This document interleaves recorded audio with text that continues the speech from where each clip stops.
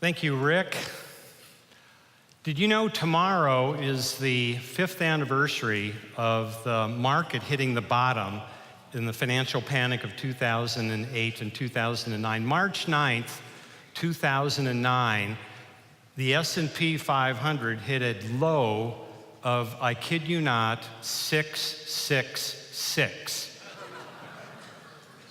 Well, the stock market has come back very robustly, and all of us who are in the market or rode that out are happy for that. The economy, not so much. Statistically, the U.S. economy came out of recession in June 2009. 70% of Americans don't believe we're out of the recession. We've averaged, since June 2009, about 2.3 or 2.4% GDP growth. Well, what does that compare to? From the end of World War II through the present, we've averaged, rounded out, 3% growth. But here's the thing about that 3% growth. We've had 11 recessions, and we've still, since the end of World War II, and we've still averaged 3% growth. We've had some long, rotten recessions. The one we just went through was the worst one since World War II. The second worst one was in 1973 and 1974. Very similar. The stock market dropped 46% from peak to trough, 55% this time. Unemployment hit a peak of 11% in February of 1975. Politics was screwed up. We had the resignation of Spiro Agnew in the fall of 1973. People said, what could top that? Well, Richard Nixon topped that in August 1974. We had U.S. forces withdrawing from Saigon in April 75. Saigon collapsed. It was a very ugly period in American life, and the one we went through was pretty much equivalent to that. We've had sharp recessions, such as the one in 1982, when the Federal Reserve Chairman Paul Volcker decided to kill inflation once and for all and raised interest rates to the moon, and he killed inflation, but he also killed the economy for about 7 months. But once the pain was over, the economy started to boom. We've had regional recessions, completely unfelt by other parts of the country. LA went through, and Southern California went through a very severe recession from around 1988 to 1994, driven by a lot of factors, the downsizing of the defense industry, the collapse of the real estate bubble, and so forth. In Silicon Valley, where I live, we hardly felt that one. But on the other hand, when the dot-com bubble collapsed in 2001 and 2002, we felt that very terrifically in and around Palo Alto, where I live. Housing prices fell sharply. There was in 2002, a car with a bumper sticker was spotted in Palo Alto saying, "Please God, one more bubble before I die." Well, God delivered.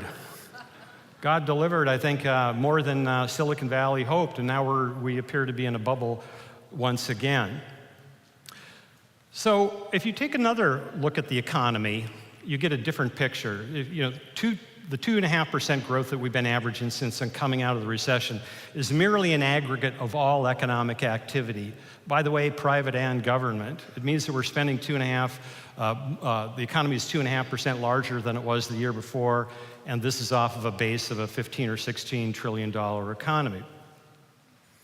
And all of that's of interest to economists and people who write about that. But the more interesting story to me that gets to the point about why 70% of Americans still think we're in a recession is the incredibly uneven nature of this economic recovery.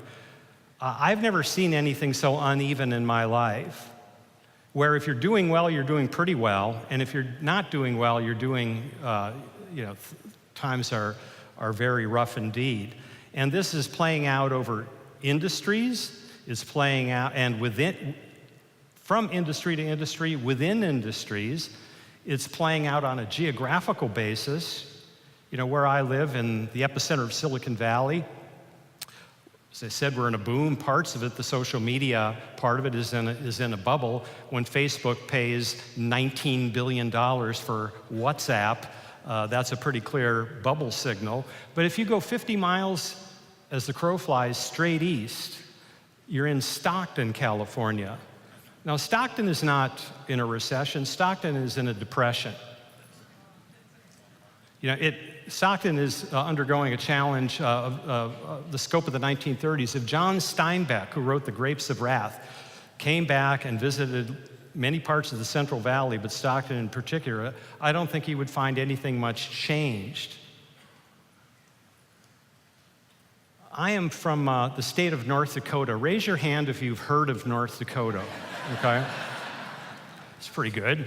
Usually people tell me when I say I was born and raised in North Dakota, you know, Rich, I've been to all other 49 states. Well, North Dakota statistically has no unemployment. You get to a certain point where the statistics don't count. There's just nobody left to employ anymore. And the reason largely is this oil boom, sometimes called the fracking boom, but really, if you want to be more technical about it, since fracking has been around since the 1940s, it's the horizontal drilling boom. As Boone Pickens explained to me, the horizontal drilling, the technology is such that you can go down 2 miles, take a right or left turn, and a 90-degree angle, go another 2 miles, and it's so accurate, he said, we can pick the lock to somebody's front door. Apparently all those non-believers who are down there, but you can find these reservoirs of oil and you can frack it, and up comes the oil. And North Dakota has this boom, and North Dakota is only second to Texas in oil extraction right now. Well, there's a town in the northwestern part of North Dakota called Williston that is the epicenter of the Bakken find. And Williston has a McDonald's franchise that has to pay $20 an hour for counter help. And not out of the goodness of their heart. Simply, that's what they have to pay because they're competing with the wage base of the oil fields. Unskilled labor can go, it's very brutal, but you work 2 weeks on and 2 weeks off. It's kind of like working on an oil platform off of Louisiana in the Gulf. Is very brutal, but unskilled labor is making $80,000, $100,000, $120,000 a year, and fresh graduates from the University of North Dakota Petroleum Engineering discipline are getting offers of $150,000 a year, a signing bonus, and a new car. Go head up Highway 5 and take a right turn, and you'll soon be there. About 3 or 4 years ago, I started looking into, in this incredibly uneven economy, what's working? Why are some companies doing well and some companies not doing well? And I particularly wanted to get outside of Silicon Valley because Silicon Valley is its own ecosystem. Companies particularly, and let me stop here. If somebody came down from outer space today and Silicon Valley didn't have a name, they wouldn't call it Silicon Valley. No more silicon is being fabricated in Silicon Valley anymore. Silicon Valley was named after the great semiconductor companies that started growing up in the 1960s when there was still a lot of manufacturing. Today, I would call it, algorithmic valley. Everything that Silicon Valley does now is it literally is vaporless. It's code. It's code that goes into smartphones, code that goes into social media, and so forth. Well, I wanted to get outside of that little bubble because most of us don't live there, and we don't live in an environment where, if you get venture capitalists, the venture capitalists start cracking the whip, go as fast as you can, scale as fast as you can, forget about profit, just get there as fast as you can, and then we'll do an IPO or flip it to Google or Facebook for $19 billion. Funny enough, most of the world doesn't kind of work like that. The United States doesn't work like that. So I wanted to look at companies, large and small, publicly traded and privately held,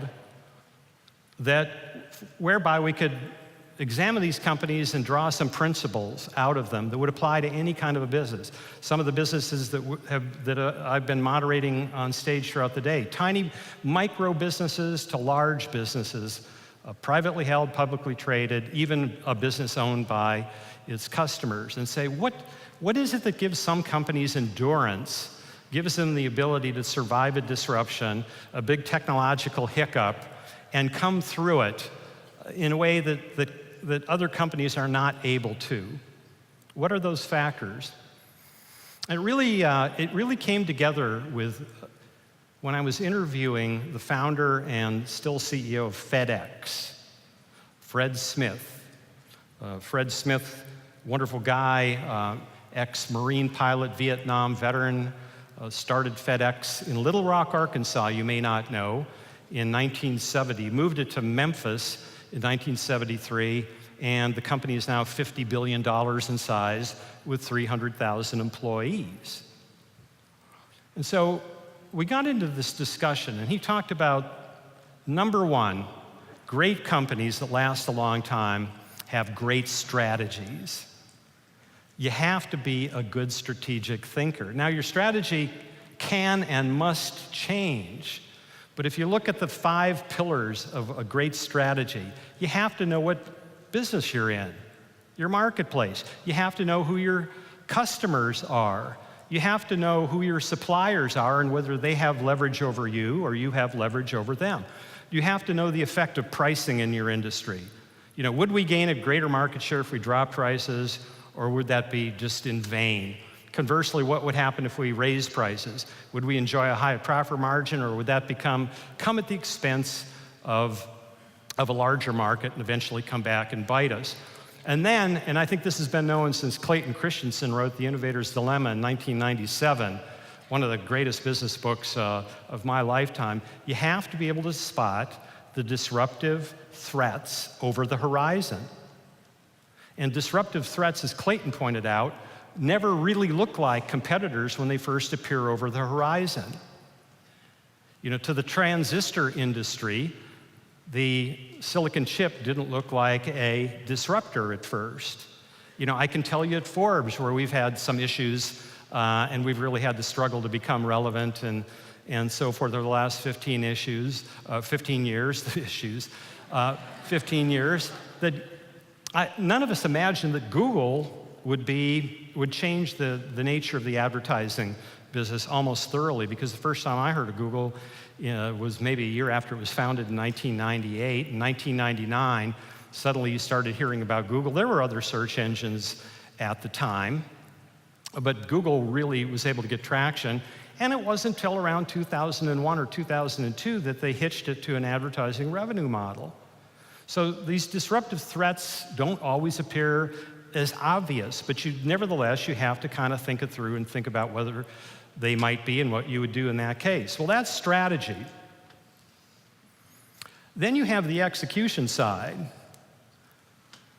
The execution side is how well do you manage your costs. Now, you don't have to be the lowest cost vendor of your product or service. You can exist at the high end of your industry, and that's all perfectly well and good, but you sure as heck can't leave money on the table. Because if you leave money on the table, then that's money that won't go into R&D, and it won't go into compensating good people, it won't go into marketing programs and so forth. So you have to be wise about that. You have to be thoughtful about how fast you are. You can't let bureaucratic grass and weeds grow under you. You have to move with all due deliberation. You have to be able to use data and analytics, such as relevant in your industry, really wisely. Really wisely. It's changing the game in everything. Michael Lewis wrote a book called Moneyball on how data and analytics are changing the nature of how we value baseball players. Then he wrote a book called The Blind Side, made into a movie, that talked about analytics in football. So whatever business you're in, there is data out there and there's analytics, and you have to think about it a lot. You have to be really efficient with your capital. You have to decide when it's time to raise money, how you're going to raise money. You have to think about capital in terms of your tax strategy and so forth. And all of those things are on the execution side, or what I call the hard edge. The hard edge. And the people who are really good in the hard edge are the people you would expect to be CFOs, chief operating officers. Shareholders certainly are very concerned about whether you are performing on the execution or the hard edge side. And if you stop here and you think, if you have a great strategy and you have great execution, you know, you can get a long ways. You can build a pretty good company off of that and make a lot of progress pretty quickly. And I've seen a lot of companies in the Valley do that, particularly the ones that are building to flip. 3 years after they start the company, they want to sell it to Google or Facebook. Being good at strategy and being good at execution might be enough.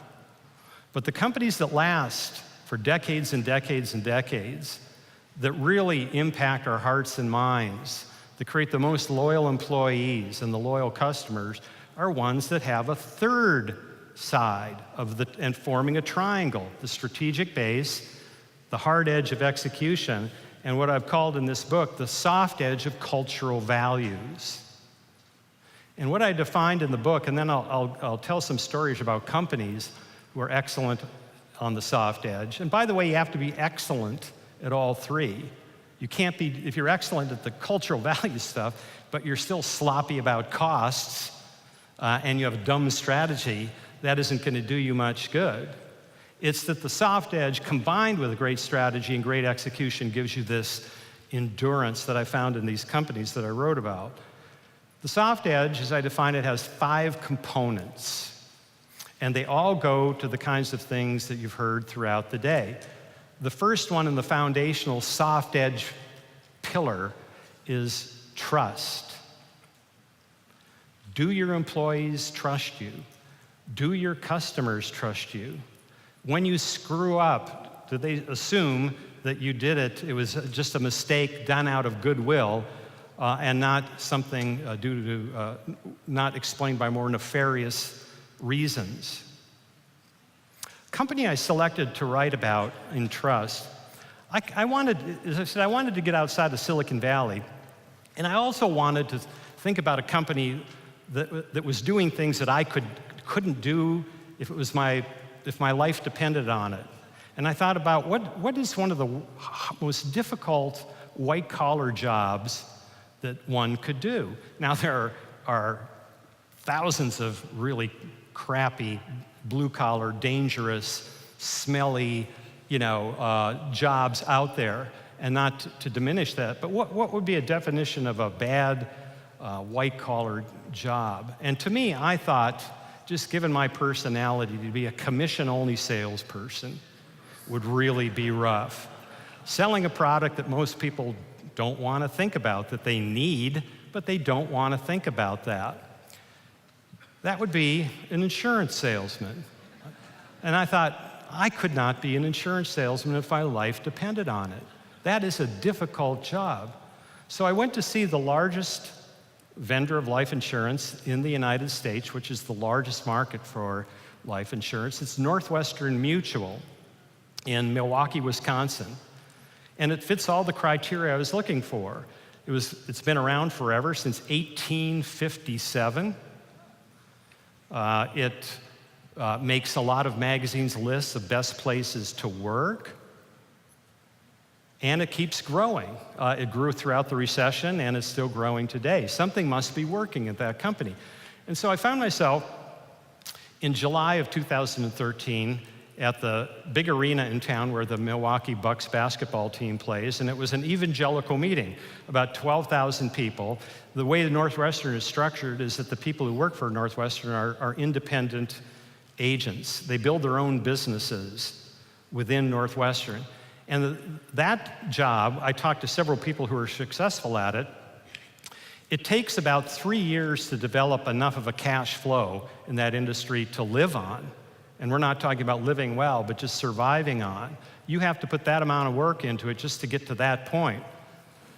And then if you can make it from year 3 to 10, you resist when you start making money, spending it on nice cars and things like that. You spend it in building your business, making yourself efficient, recruiting other employees and so forth. And if you can survive 10 years, 15 years, then it becomes a fairly lucrative business for the person who's been able to pull this off. So I thought, well, why would anybody want to spend, in today's day and age, that amount of time, betting that much time and effort on something that might not pay off? And I talked to a guy, and it all came together for this, and it wasn't monetary. It was one of the most amazing stories I've ever heard in business. And it goes to the point of transformation. I talked to a guy named Roberto Espinoza out of San Antonio, Texas. And Roberto's family had come to the United States, and Roberto opened a restaurant on the Riverwalk area of San Antonio, and fulfilling a life's dream to own a restaurant. And he was about 2 years into the restaurant. It was a 3-story building, and one day he stepped onto the service elevator. The platform gave way, and he fell all the way to the floor. He was in and out of consciousness for 6 hours, and he recovered, or I wouldn't have been talking to him, but mobility was greatly reduced, and all the while this was happening, his restaurant started going down. 9/11 came around, that really hurt the travel and hospitality industry, and suddenly he had to declare bankruptcy. He's in a bad state. He's in his early 30s, he's bankrupt, he's still not moving around really well. And a friend asked him, do you want to try out for a job as an insurance salesman at Northwestern? And he said yes, mainly because he had no other prospects. But what does it mean to accept a job as a commissioned salesperson? There's no money coming in. And sure enough, those first 3 years were very difficult, and he cleaned out his desk 3 different times. He was so discouraged. One day he was at a funeral for one of the few clients that he had, and the deceased man's daughter got up and said, number 1, I miss Dad, and number 2, I know we're going to be okay. Suddenly, in Roberto's mind, this conviction switch turned on like that suddenly he wasn't embarrassed about what he was doing. Suddenly he felt that he was on a mission. If an 8-year-old girl was feeling their life was going to be okay because they had prepared for this horrible eventuality and they'd had life insurance, it made all the difference in the world to the guy. And I don't know if you saw that. Remember How the Grinch Stole Christmas, not the Jim Carrey version, but the cartoon, where the Grinch's heart grew 3 sizes one day? That's what happened to Roberto, and he said he became 5 times more productive overnight. In business, we look for marginal gains, and we should. We look for 2% savings here, 5% cost, 5% speeding up the process over there. This is a transformative gain, and these soft edge companies are really, really good at that. Another organization I talked to was Tara Vanderveer. Tara Vanderveer is the coach of the Stanford women's basketball team. Since she's been coached since 1985, they have a winning percentage of 83%. They've won NCAA titles. By the end of the year, she'll be the 4th or 3rd highest winning coach in NCAA women's basketball history. And her thing is about the second pillar, organizational learning, or what I call SMART. So you have trust, you have SMARTs, which is organizational learning. Tara doesn't have the pick of the best raw athletes in the United States. She has to take a team and make them work together as a team. And what's great about Tara is how she goes outside of the realm of basketball and looks for expertise outside of it. She sought out the track coach to make her fairly slow people a lot faster. She improved the vertical jump, average vertical jump of her athletes by 8 inches in the course of 3 months. That's transformative, simply by thinking outside of the box, going outside of basketball, working with the high jump coach on the track team. We get into a third pillar, teams. So we have trust, we have smarts, we have teams. The real revelation in studying teams was the importance of cognitive diversity on a team. Now, there's been a lot written and said about gender and racial diversity. These are good things. Society has to get past those barriers. But the really good teams and the really good managers are putting together teams that are cognitively diverse, which means they're age diverse, experience diverse.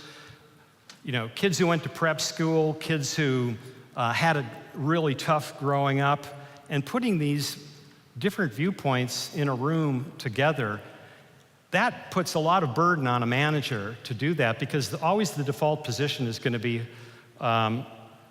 homogeneity. It's just easy to hire people like yourself. And when you do that, you'll have a lack of conflict. You reduce the chances of the lack of conflict in your organization, but you also reduce the chances that you're going to do anything meaningful. You know, you become like Garrison Keillor's Lake Wobegon, where everybody is above average. That's what you wind up with. So the story I tell there is how Fred Smith, I mentioned before, did something that still a lot of Silicon Valley companies don't do. And this is in the late 1980s. One of the secrets of FedEx is that they are very technologically driven. It's not just the airplanes you see, it's the computer and the software and all that kind of stuff that tracks them that really makes it work. And the technology state of the art in the late 80s or the mid 80s was the mainframe computer.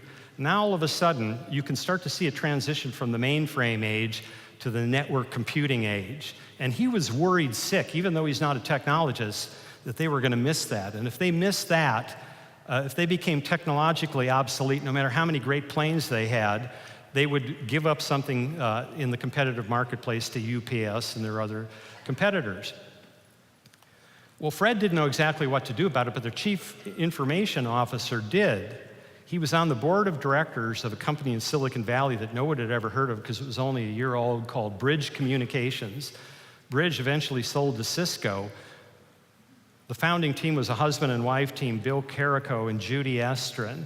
Judy Estrin was 36 years old, had never served on a public company board, and Fred and his people recruited Judy Estrin as the smartest person in network computing in all of the United States to come to Memphis and see if she wanted to join the board of directors. Do you know Twitter went public last year with an all-white male board of directors? Now, Fred Smith figured out the power of cognitive diversity way down there in Memphis in 1988. Judy served on the board, helped to make the transition to network computing, served on the board for 22 years. By the way, she's still on the board of Disney. This is what you get when you hire people who may not look like you and have a newer way of looking at things. It just simply has to be done. The fourth pillar is what Steve Jobs called taste. Now, taste is beautiful design, but it's also experiential. What are the products and services that really get you excited? A company that I wrote about is in the south of San Jose called Specialized Bicycles. How many of you ride bikes?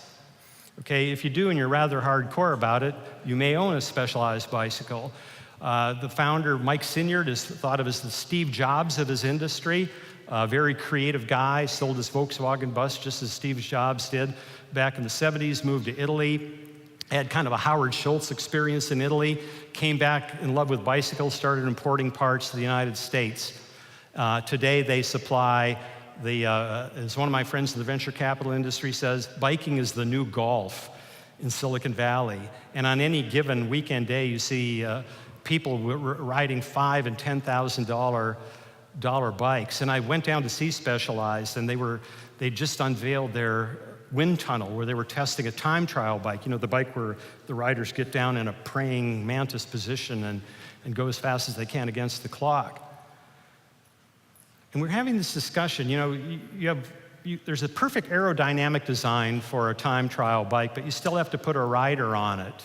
And the whole idea of the book clicked when the designer of the Specialized Shiv, their time trial bike, said, we collect data, we put the rider on it. He said, ultimately what it's all about in the bicycle industry is you've got to find the sweet spot between data truth and human truth. That's when a light bulb went off, and I thought, it doesn't matter whether we're talking about the media industry, bicycles, design, advertising. Almost all of us in this age of big data still have to find what is that place, you know, where does data stop and where does human intuition begin?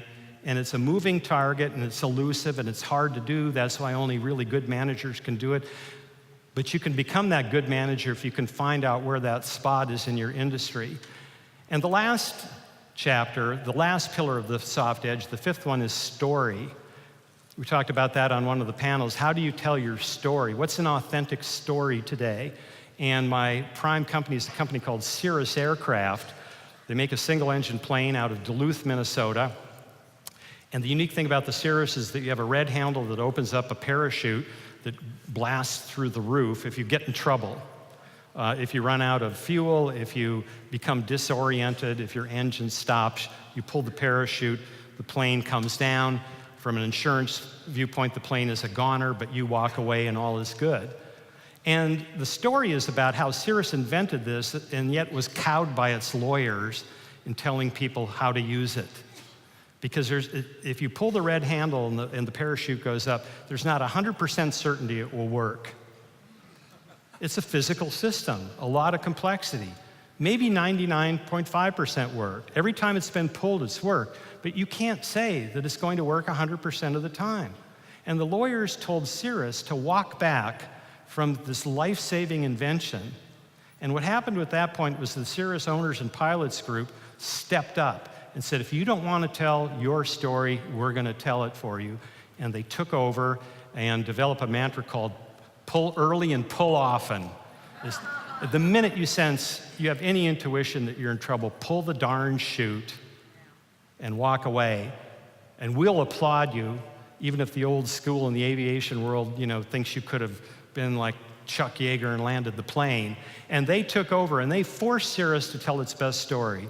And it's a story, I think, that is relevant for all of us in this new media era of how we have to let our customers into the storytelling process.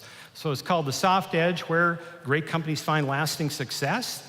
It's out in mid-April. You can buy it today and help me sell 0.1% of the books that Malcolm Gladwell sells. And even a smaller fraction of what Rick Warren sells. But thank you very much for letting me talk about The Soft Edge this afternoon.